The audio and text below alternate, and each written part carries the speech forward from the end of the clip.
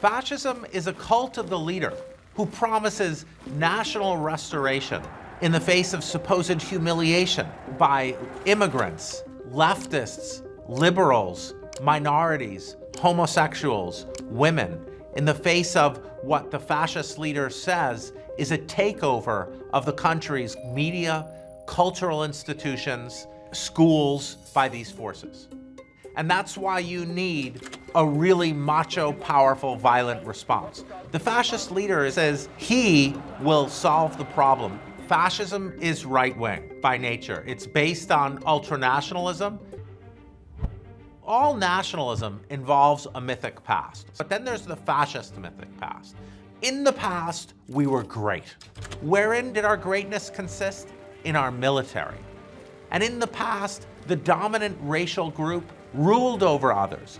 And then the fascist leader says, that has been taken from you by the leftists and communists. They want to weaken our military. They want to weaken our greatness. Propaganda is ubiquitous and everyone uses propaganda. Fascist propaganda is a very particular structure. It's based around a friend-enemy distinction. The political opponent, they are a merciless threat to your very existence and your traditions. They are the other. When they are in charge, it subverts the nation. So the structure, fascist propaganda, is based on the idea that the other are fundamentally opposed to the nation. As Hitler says in Mein Kampf, science is only useful insofar as it strengthens the nation.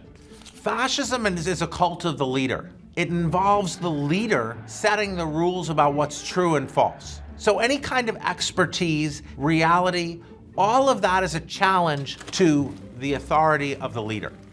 Institutions that teach multiple perspectives on history in all its complexity are always a threat to the fascist leader.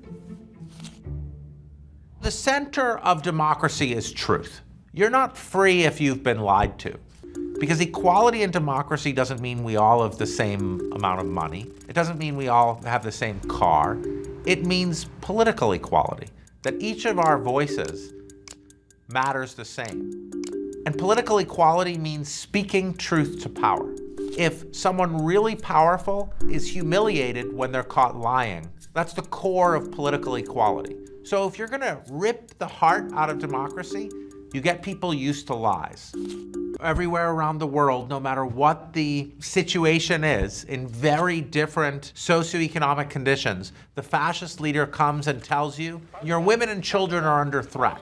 You need a strong man to protect your families. They make conservatives hysterically afraid of transgender rights or homosexuality, other ways of living. These are not people trying to live their own lives. They're trying to destroy your life, and they're coming after your children. What the fascist politician does is they take conservatives who aren't fascist at all, and they say, look, I know you might not like my ways. You might think I'm violent in my rhetoric, but you need someone like me now. You need someone like me because homosexuality, it isn't just trying for equality. It's coming after your family. Arbeit macht frei, work shall make you free. This was written on the gates of Auschwitz. The idea is that the minority group, they're lazy and they need to be made to work. Free labor. The minority group and the leftists, they're lazy by their nature, and it gives them a work ethic. Labor unions are run by communists who are trying to make things easier. Hard work is a virtue. In liberal democracy, we don't value people by how hard they work. What would happen to disabled people who can't work? They would then have no value. It's why the Nazis had the T4 program to murder the disabled, because the disabled were lebensunwertiges Leben, life unworthy of life, because to be valued was to be capable of hard work.